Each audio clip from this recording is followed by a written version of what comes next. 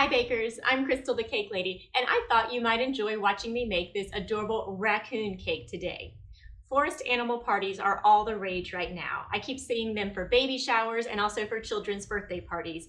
They have these adorable little foxes and owls and hedgehogs, deer, and of course, Mr. Raccoon. So if you would enjoy learning how to make this raccoon cake, stay tuned. I'll show you what you're gonna need. The very first step is going to be making the little ears. Now you want to do this at least 12 hours ahead of time, but preferably longer. You could even do it a week ahead of time. Let me show you what you're going to need. We're going to use gum paste for the ears, so you'll need to dye 2 small pieces of gum paste, black and gray. You're going to need a rolling pin, 4 toothpicks, powdered sugar for dusting. I'm using a roller cutter, but you could use an X-Acto blade or even a knife. I like to put them on a curved surface to dry to give them a more natural appearance. And you'll also need some water and a paintbrush. Begin by liberally dusting the work surface with powdered sugar. You can microwave gum paste for 5 to 10 seconds to soften it if it's too firm to work with. Gum paste is similar to fondant, but it dries much harder and much faster than fondant does. This being said, keep in mind the scraps that you cut away will start to harden right away, so put them into a plastic bag so they can be used at another time. So basically, I'm just cutting out little triangles out of the black, and then I'll cut slightly larger ones out of the gray. We'll wet one side of each and sandwich the toothpicks in between so that we'll be able to stick the ears securely into the sides of the cake when they're ready. I'm laying them into the curved plastic, and I'm going to place them under a fan to speed along the drying process. Let's go ahead and put a crumb coat on our cake. I've got some American buttercream icing here, which I'll link up the recipe for. Now, crumb coat is a coat where it doesn't really matter if you get crumbs in the icing. You're just wanting to get a base layer on there.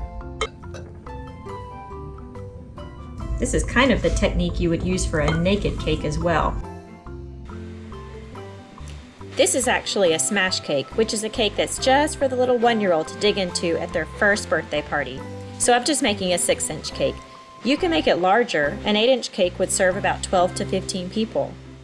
Once the crumb coat is on, pop it into the fridge for about 20 to 30 minutes to give it a chance to harden up a little bit.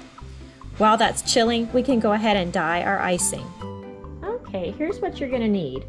3 bags and 3 couplers. And if you like the glass technique for adding icing to the bag, go ahead and get out a glass.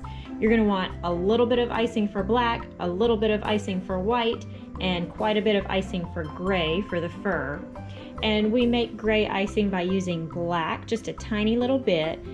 And sometimes, if the black looks a little lavender, you actually want to add a little bit of yellow to it. So I went ahead and got out my yellow. Now, as far as the tips we're going to need, the most important one is the grass tip, the Wilton 233, which looks like this. You're going to need 2 of the Wilton 16 tips. I'm going to go ahead and get out one of the large tips, the size 12, which is just a nice large hole. And I'm going to get out a little one for the fine piping, a number 3, which is a tiny little hole. First, we'll go ahead and dye a little bit of icing gray. You only need a tiny little bit of black.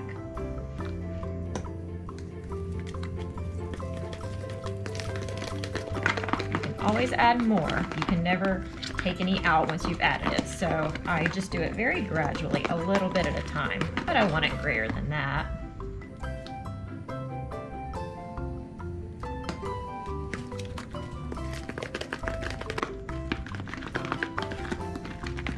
Now let's make a little bit of black.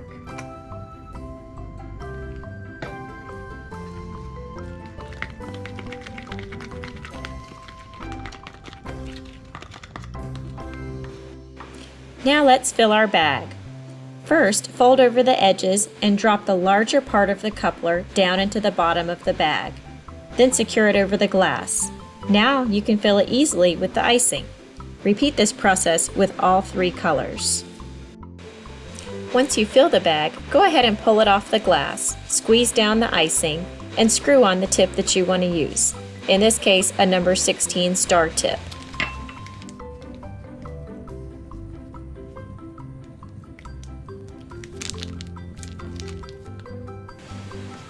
Okay, I've taken the crumb-coated cake out of the fridge and I'm going to add a thicker layer of white icing to the sides of the cake for full coverage because I don't want to pipe the fur all down the sides of the cake. You'll be amazed at how tired your hand becomes while piping icing. Next, I'm going to use a toothpick to kind of sketch out the features so I have a guide once I start applying the colors. I'll do a sideways oval for the mouth and nose. I'll draw the little bandit mask, and then 2 ovals for the little eyes.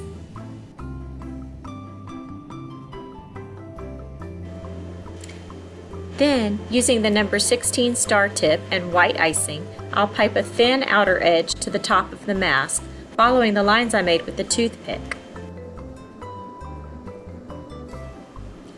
Next, we'll fill in the rest of the mask with the black, except for the ovals where the eyes will go. I'm also using a number 16 star tip for this part. Be sure to leave plenty of room for large eyes. The exaggerated features make this little fella extra cute. Now I'm going to change out my tip on the white icing. Simply unscrew the coupler and swap out the star tip for the number 12 large circle tip. Screw the coupler back together and we'll use the number 12 tip to really build up the nose a bit. If this wasn't a smash cake, I would probably use fondant and make a little egg shape to add for this part, but I always try to avoid fondant on smash cakes because I worry the little 1-year-old could choke on it. Next, start adding the gray fur with the number 233 grass tip. You want to almost touch the cake and give it a gentle squeeze and pull up and let go with your pressure almost simultaneously to achieve the look of fur.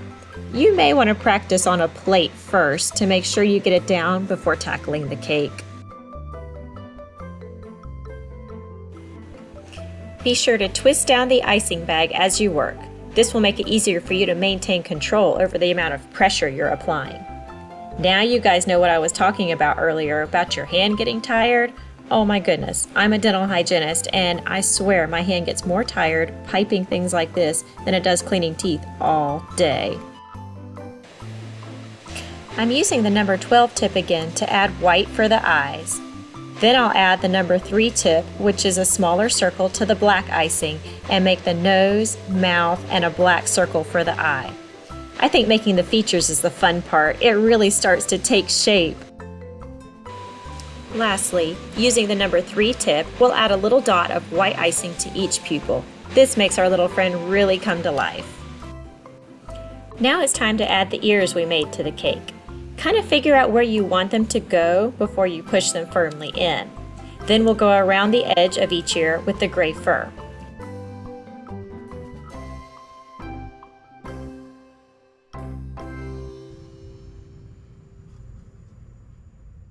I hope you guys have enjoyed this tutorial on how to make a raccoon cake. If there's a different forest animal cake you'd like to learn how to make, let me know in the comment section below. Also, don't forget to like and subscribe to my channel, Crystal the Cake Lady. Until next time, happy baking!